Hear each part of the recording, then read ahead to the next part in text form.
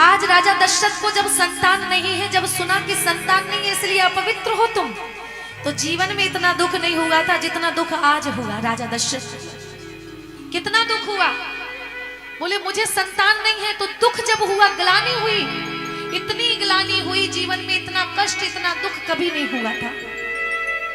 गोस्वामी जी लिख दिए तुरंत तत्काल, एक बार भूपति मन माहे, एक बार भूपति मन माहे,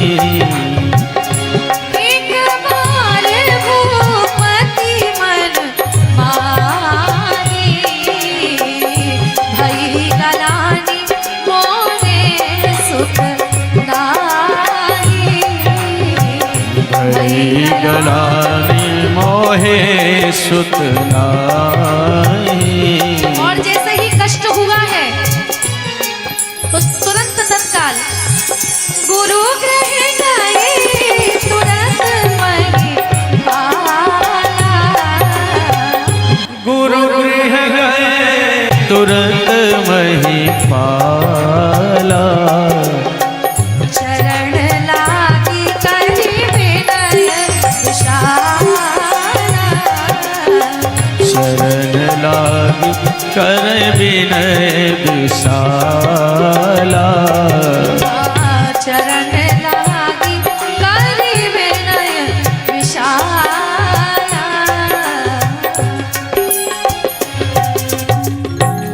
तो महाराज जब जीवन में कष्ट आता है तो गुरु जी की याद जरूर आती है। क्यों?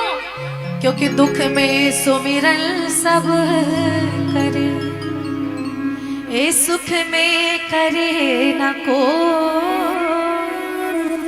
जो सुख में सुमिरन करे तो दुख काहे को। अगर आप सुख में भगवान को थोड़ा सा समय देते रहो तो दुख जीवन में कभी आएगा ही नहीं। लेकिन हम क्या करते हैं, दुख में तो भगवान को याद कर लिया, गुरुजनों को याद कर लिया, लेकिन सुख में भूल गए, सुख में खो गए। ऐसा है हम, इतने स्वार्थी हैं हम। जैसे ही जीवन में दुख आया तो तुरंत तत्काल गुरु के पास पहुंचे, गुरु ग्रह गए तुरंत महिपाला, चरण लागे करे विनय विशाला। शरीर थर थर कांपने लगा, विनम्र निवेदन करने लगे, प्रार्थना करने लगे, गुरुजी मुझे संतान नहीं है इसलिए दुनिया वाले मुझे अपवित्र मानते हैं, दुनिया वाले मुझे पीठ पीछे मेरी तक बुराई करते हैं, एक छत्र राजा की बुराई करते हैं और सामने मुझे सब सलाम करते हैं, प्रणाम करते हैं, लेकिन पीठ पीछे मेरा ही कटाक्ष करते हैं। क्यों? क्योंकि मुझे संतान नहीं है। हाथ पैर पटकने लगे, गुरुजी अगर संतान नहीं हुई ना तो मैं मर जाऊंगा, मैं अपने प्राण त्याग दूंगा। गुरु वशिष्ठ ने समझाया, राजन तुम क्यों चिंता कर रहे हो, काहे टेंशन ले रहे हो, एक पुत्र नहीं, तुम्हें तो 4 बेटे होंगे, थोड़ा समय धीर धरो। और थोड़े से ही समय में, थोड़े से ही चिंता में तुम अपना धैर्य खोने लगे। अरे चिंता के समय में ही तो एक राजा की, एक इंसान की परीक्षा होती है। 4 चीजों की परीक्षा विपत्ति के समय में होती है। धीरज धराम मित्र नारी, आपत्ति काल पर के चारी। धीरज, धर्म, मित्र और नारी। धैर्य नहीं खोना चाहिए हमें कि अब तो सब खत्म हो गया, नहीं। भगवान जब सब दरवाजे बंद होते हैं तो परमात्मा एक दरवाजा जरूर खोल करके देता है, उसका नियम है। धर्म को कभी मत जाने देना, धर्म गया तो जीवन रहा किस काम का। मित्र वही जो विपत्ति के परे को, मित्र वही होता है जो विपत्ति में भी आपका साथ ना छोड़े। पत्नी वही होती है जो गरीबी में भी आपका साथ में चले, कंधे से कंधा मिला करके आपके पैरों के पीछे चले, वही अर्धांगिनी होती है। इन सबकी परीक्षा विपत्ति के समय में होती है। और तुम राजा हो, तुम अपना धैर्य खो रहे हो। चिंता मत करो, धरहु धीर हुई है सुतचारी, त्रिभुवन विदित भगति भयहारी। धरहु धीर हुई ये सुतचारी, श्रृंगी ऋषि वशिष्ठ बुलावा, पुत्र लाग शुभ यज्ञ करावा। श्रृंगी ऋषि वशिष्ठ बुलावा, काम शुभ यज्ञ करावा। भगति सहित मुनि आहुति दीनी, प्रगति अग्नि चरु कर लीनी। अर्ध भाग कौशल्य ही दीना, उभय भाग आधे कर कीना। यही विधि गर्भ सहित सब नारी, भई हृदय हर्षित सुखहारी। जैसे ही खीर का पान किया, जा दिन ते हरि गर्भ ही आए। जा दिन ते सही गर्भ आए, सकल लोक सुख संपत्ति छाए। सकल लोक समत छाए। गुरुजी ने कहा चिंता मत करो, 4 बेटे होंगे। राजा दशरथ बोले कैसे होंगे ये तो बताओ। बोले पुत्र कामेष्टि यज्ञ कराना पड़ेगा। तो बोले गुरुदेव कर दीजिए ना। बोले हम नहीं करते हैं। फिर बोले हम नहीं करेंगे, श्रृंगी ऋषि तुम्हारे दामाद जी शांता के पति वही करेंगे। कैकेयी मैया ने सुंदर रथ सजा दिए, स्वर्ण रथ। मेरे पति श्रृंगी ऋषि को मनाने जा रहे हैं, इसलिए रथ स्वर्णों से अलंकृत कर दिया। वशिष्ठ जी बोले राजन, जीवन में कुछ चाहिए ना तो राजा बनकर के मत जाओ, भिखारी बनकर के जाओ, रंक बनकर के जाओ। क्योंकि राजा बनकर के जाओगे तो कुछ नहीं मिलेगा, भिखारी बन के जाओगे तो झोली में कुछ ना कुछ जरूर मिलेगा। खाली घाघर बन के जाओ, भरी हुई घाघर नहीं। जैसे इतना सुना, राजा दशरथ ने उस सुंदर से रथ को त्याग दिया, शरीर पर वल्गल वस्त्र धारण कर लिए और नंगे पांव श्रृंगी ऋषि को मनाने गए। श्रृंगी ऋषि जब आते हैं, यज्ञ करते हैं, यज्ञ नारायण भगवान हवन में से आज खीर लेकर के, पात्र लेकर के प्रकट भय। वही खीर जैसे ही राजा दशरथ को दी, राजा दशरथ ने अपने 3 रानियों में वो खीर बांट दी। अर्ध भाग कौशल्य ही दीना, उभय भाग आधे कर कीना। आधा भाग कौशल्या को दिया, आधा भाग कैकेयी को दिया। और सुमित्रा को जब एक हिस्सा दिया तो महाराज सुमित्रा मैया के हाथों से एक कौवा आया और उसने खीर का जो दोहना है लेकर के उड़ गया। जैसे ही खीर का दोहना लेकर के वो कौवा उड़ा, उसने उसकी चोंच से जंगल में वो खीर का दोहना छूट गया। और जैसे ही दोहना छूटा, वही दोहने को अंजनी माता ने देखा। अंजनी मैया ने जैसे ही वो खीर देखी, बोले ये तो अन्न है, अन्न परब्रह्म होता है। उठाया अन्न, अन्न को गर्भ में महाराज धारण कर लिया, मुख में। उस खीर को जैसे ही खाया, माता अंजनी भी गर्भवती हो गई, क्योंकि वो खीर ऐसी वैसी नहीं थी, हवन में से प्रकट भई थी वो खीर। और जैसे ही उसे खीर को खाया है तो माता अंजनी भी गर्भवती हो गई। इनके गर्भ में साक्षात श्री हनुमान जी महाराज प्रकट भए। इधर राघव जी, भरत जी, लक्ष्मण जी, शत्रुघ्न जी 4 रूपों में, ब्रह्म 4 रूपों में 3 रानियों के गर्भ में आए। जब कैकेयी, जब सुमित्रा मैया के पास में जो धोना था वो उड़ गया, तो कैकेयी मैया ने और कौशल्या मैया ने अपना आधा आधा हिस्सा खीर का दिया है। तो इनको 2 हिस्से मिल गए, इसीलिए सुमित्रा जी को 2 पुत्र हुए, लक्ष्मण और शत्रुघ्न।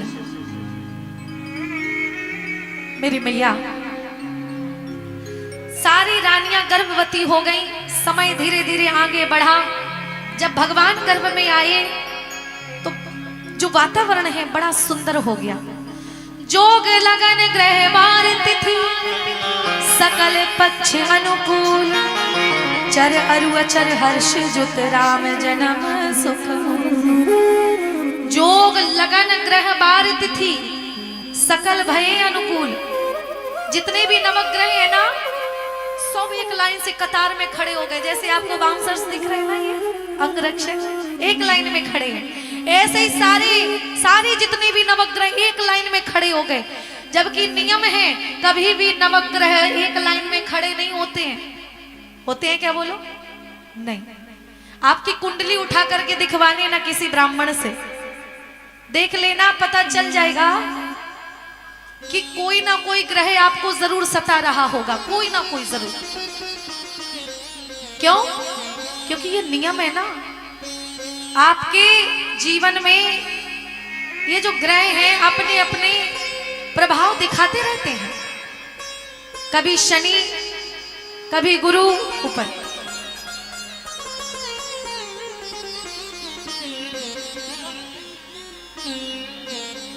नीचे ठीक है, नीचे रहने दो, क्योंकि हर कोई ऊपर नहीं चढ़ पाता है। नीचे रहने दीजिए। हाँ,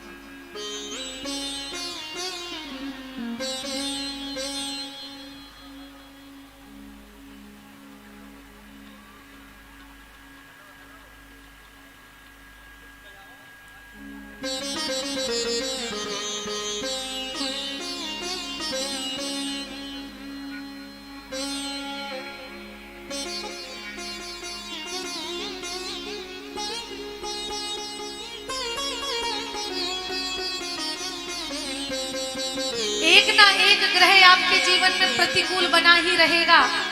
लेकिन राघव जी जब आ रहे हैं तो सारे ग्रह एक लाइन में खड़े हो गए भगवान को स्वागत करने के लिए। भगवान का स्वागत सत्कार करने के लिए सारे ग्रह एक लाइन में खड़े हो गए।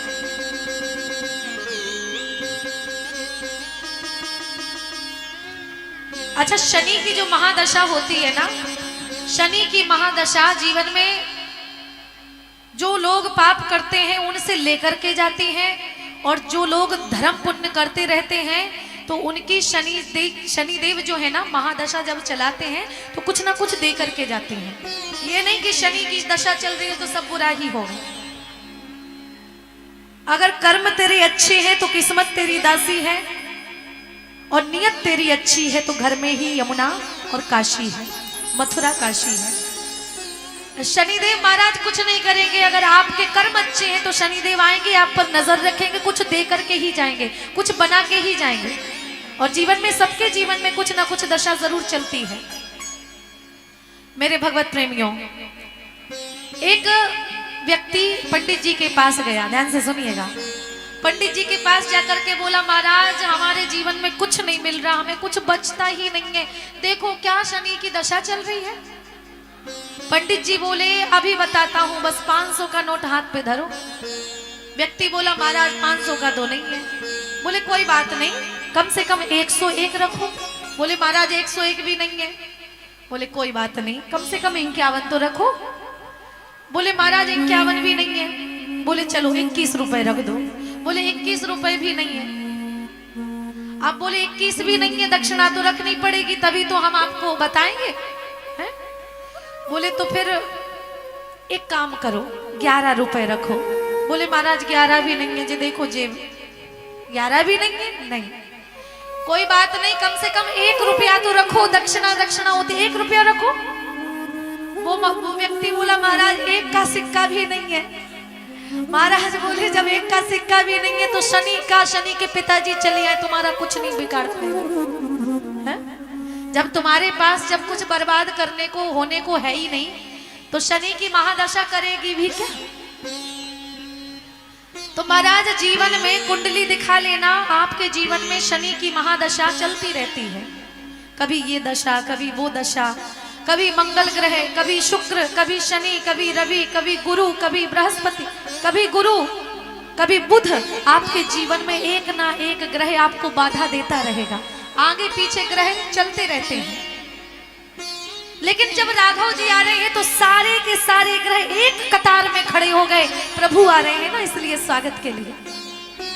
जब कोई नेता, कोई विधायक, कोई मंत्री आता है तो जितने भी उनके साथ में अंगरक्षक होते सब एक लाइन में खड़े हो जाते, प्रणाम करते। हम भक्त भी जब कोई साधु महात्मा आता है तो सब एक लाइन में खड़े हो जाते, महाराज जी आ रहे हैं, है ना।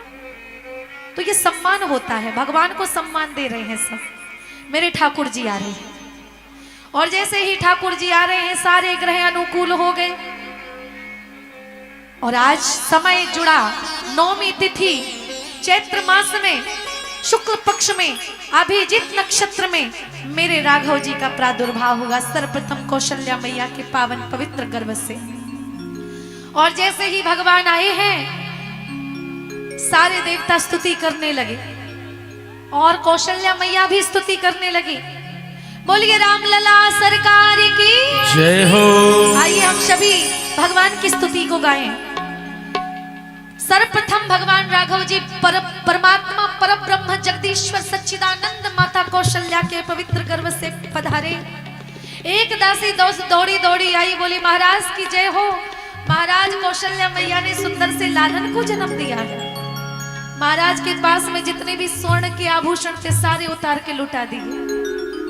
थोड़ी देर के बाद 18 घंटे के बाद, कितने घंटे के बाद? 18 घंटे के बाद कैकेयी मैया के कक्ष से एक दासी दौड़ी आई, बोली महाराज की जय हो। महाराज कैकेयी मैया ने सुंदर से लाला को जन्म दिया है। महाराज के पास जितने भी स्वर्ण के आभूषण थे वो भी लुटा दिए। 18 घंटे के बाद सुमित्रा मैया के कक्ष से 2 दासियां दौड़ी दौड़ी आई, बोले महाराज की जय हो। महाराज आपको 2 पुत्र मिले हैं। सुमित्रा मैया ने 2 संतानों को जन्म दिया है, दोनों बेटा है। आज जैसे ही दशरथ पुत्र जन्म सुनिकाना, मानो ब्रह्मानंद समाना। ऐसा लग रहा है मानो सब कुछ मिल गया हो। ब्रह्म जब मिलता है तो उस आनंद की कोई सीमा नहीं होती। बोलिए भरत भैया की जय हो। लक्ष्मण भैया की जय हो। शत्रुघ्न भैया की जय हो। और जब भगवान आए तो सब स्तुति गाने लगे।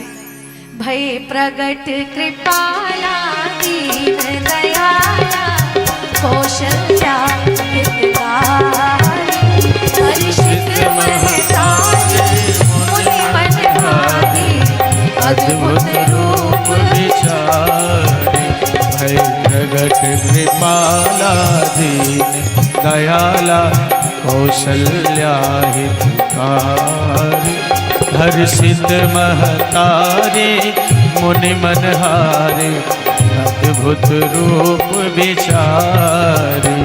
लोचन अभिरामा तनु घन श्यामा निज आयुध भुज चारि भूषण बनमाला नयन विशाला शोभा सिंधु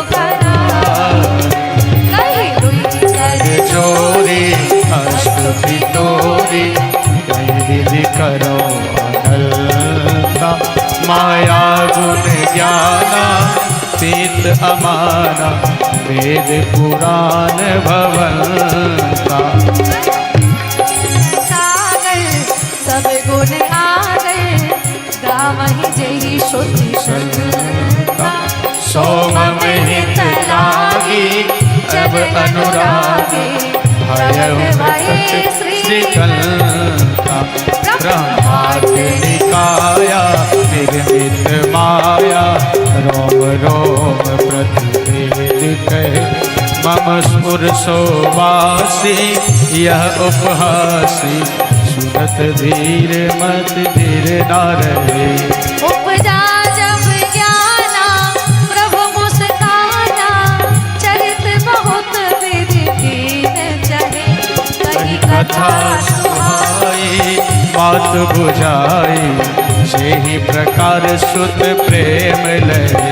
माता मुनि बोली सोमति डोली तजहुतात यह रूपा की जैसी सुलीला अति प्रिय शीला यह सुख परम अनूपा। वचन सुजाना क्रोध ठाना कोई बालक सुर भूपा। यह चरित जगावहि हरिपद पावै ते न परहि भव कोपा। विप्रधेनु सुर संसहित लीन मनुज अवतार, निज इच्छा निर्मित तन माया गुण गोपाल। बोलिए रामलला सरकार की जय हो। और जैसे ही भगवान प्रकट भये, भगवान बोले मैया हम आ गए। मैया कौशल्या बोली लाला तुम कौन हो? राघव जी बोले मैया हम तुम्हारे बेटा हैं, बेटा। कौशल्या मैया बोली लाला तुम बेटा नहीं लग रहे। बोले फिर? बोले तुम सबके बाप लग रहे, बाप। क्यों? क्योंकि बेटा होते हैं छोटे और बाप होता है बड़ा। तुम तो इतने बड़े हो और 2 हाथ नहीं, तुम्हें 4 हाथ है। अब बच्चे बोलते नहीं है, बच्चे तो रोते हैं। सुनी बचन सुजाना रोदन ठाना, कोई बालक सुर भूपा। तुरंत तत्काल भगवान श्री राम जी ने 2 भुजाएं गायब कर दी, अदृश्य हो गई, बाल रूप धारण कर लिया ठाकुर जी ने। और आज सभी भक्त ठाकुर जी की नजर उतारने लगे, इतने सुंदर भगवान लग रहे हैं। अच्छा ये बताओ राम बड़े हैं कि राम का नाम बड़ा है? ये बताओ, बोलो। नाम बड़ा है ना, क्योंकि राम एक तापस त्रियतारी, राम एक तापस त्रियतारी, राम एक तापस त्रियतारी, नाम कोटि खल कोमति सुधारी, नाम कोटि कोमति सुधारी, नाम कोटि खल कोमति सुधारी, नाम कोटि खल कोमति सुधारी, नाम कोटि कोमति सुधारी, नाम कोटि कोमति सुधारी। भगवान के नाम ने तो न जाने कितनों को तारा, और भगवान राम ने तो केवल एक अहिल्या को तारा। सही बात है ना? मेरे भगवत प्रेमियों, भगवान की लीला बड़ी अपरंपार है प्यारे, ऐसे हर कोई नहीं समझ सकता। एक बार जब आरती उतार महाराज नजर उतारी जाने लगी राघव जी की, तो बोले बड़ा कौन है? भगवान का नाम बड़ा है कि भगवान बड़े हैं? तो 33 कोटि देवता इकट्ठे हुए। धरती माता सबसे पहले आई, बोली हम हैं सबसे बड़े। सारे देवता बोले धरती अगर तुम हो सबसे बड़ी तो फिर शेष नाग के फन पे क्यों पड़ी? बोलो, शेष नाग के फन पे क्यों पड़ी? अब शेष नाग आए, शेष नाग बोले हम हैं सबसे बड़े। सारे देवता बोले शेष नाग अगर तुम हो सबसे बड़े तो फिर भोले बाबा के गले में क्यों पड़े? बोलो। अब भोले बाबा आए, भोले बाबा बोले हम हैं सबसे बड़े। सारे देवता बोले भोलेनाथ अगर तुम हो सबसे बड़े तो फिर कैलाश पर्वत पर क्यों खड़े? अब कैलाश आया, कैलाश बोला मैं हूं सबसे बड़ा। सारे देवता बोले कैलाश अगर तुम हो सबसे बड़े तो रावण की हथेली पर क्यों पड़े? अब रावण आया, रावण बोला मैं हूं सबसे बड़ा। सारे देवता बोले रावण अगर तुम हो सबसे बड़े तो फिर बाली की काख में 6 महीना क्यों दबे पड़े? बाली आया, बाली बोला मैं हूं सबसे बड़ा। सारे देवता बोले बाली अगर तुम हो सबसे बड़े तो राम के बाण से क्यों मरे? राम जी आए, बोले I am the big boss, मैं हूं सबसे बड़ा। सारे देवता बोले राम जी अगर आप हो सबसे बड़े तो फिर अपने भक्तों से क्यों जुड़े? अगर भक्त नहीं होते भगवान कहाँ होते? अगर आप हो सबसे बड़े तो आप तो कहते हो अहम भक्त पराधीनो, मैं भक्त के अधीन हूं, तो आप सबसे बड़े कैसे हुए सरकार बताओ? तो प्रबल प्रेम के पाले पड़ गए, प्रभु को नियम बदलते देखा। अपना मान भले टल जाए पर भक्त का मान न टलते। जिसकी केवल भ्रुकुटी वक्र से सागर सप्त उबलते देखा, उसको मां कौशल्या के डर से अश्रु बिंदु दृग ढलते देखा। वही परमात्मा जब बेटा बन करके आया तो एक माँ की डांट ने, फटकार ने डरा करके उसे रुला दिया। राम जी को रोना पड़ा। सुनी बचन सुजाना रोदन ठाना, भगवान रोने लगे माँ की बात सुन करके। माँ की आज्ञा तो परमात्मा को भी माननी पड़ी, हम सबको भी माननी चाहिए, क्योंकि माँ में पूरा ब्रह्मांड समाया है। आज भगवान ने तुरंत माँ की बात मान करके रोने लगे ठाकुर जी। कहने का तात्पर्य मेरा ये है कि भगवान से भक्त कहने लगे अगर तुम बड़े हो तो फिर क्यों कहते फिरते हो कि मैं भक्त के अधीन हूं, जैसा भगत चाहे वो करा ले, अहम भक्त पराधीन हूं। तो वास्तव में भगवान बड़े हैं, लेकिन भक्त के भावना के कारण वो जितना चाहे भक्त उतना छोटे हो जाते हैं। भक्त जो चाहे वो करा लेता है, क्योंकि भगवान नित्य अवरुद्ध, भगवान को हृदय में अगर बसा लिया तो फिर ये कहीं नहीं जा सकता। अगर किसी को रस्सी से बांध दो तो वो छूट करके भाग सकता है, लेकिन किसी को दिल से बांध लिया ठाकुर जी को तो फिर वो नहीं भाग पा रहे, समझो। हाँ, तो भगवान को अगर बांधना है तो प्रेम के धागे से, प्रेम की डोर से बंधो। बांधने तो वो दुर्योधन भी आया था, लेकिन भगवान ने विराट रूप धारण किया और उसका जो रस्सी है वो कम पड़ गया। महाराज कोई नहीं बांध सकता भगवान को अभिमान से, भगवान को केवल प्रेम से बांधा जा सकता है। भक्त आया, भक्त बोला मैं हूं सबसे बड़ा।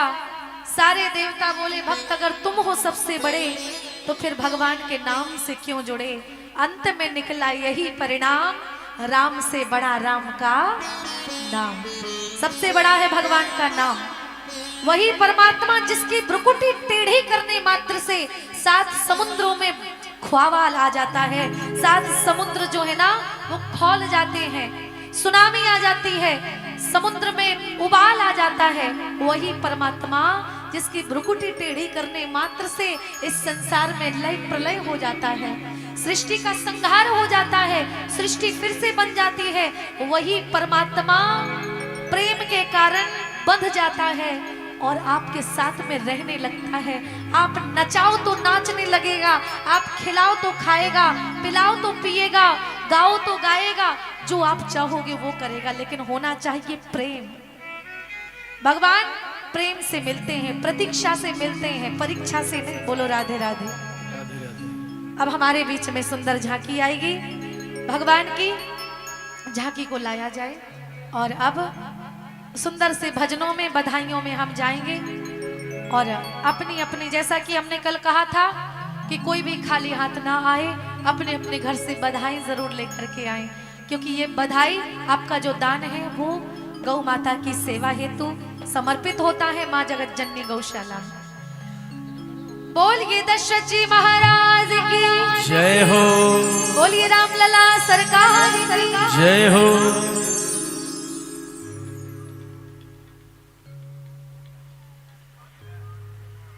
आइए मेरी मैया, आज जब ठाकुर जी आए हैं तो यहाँ पर सब अयोध्यावासी बधाई मांगने लगे राजा दशरथ जी से।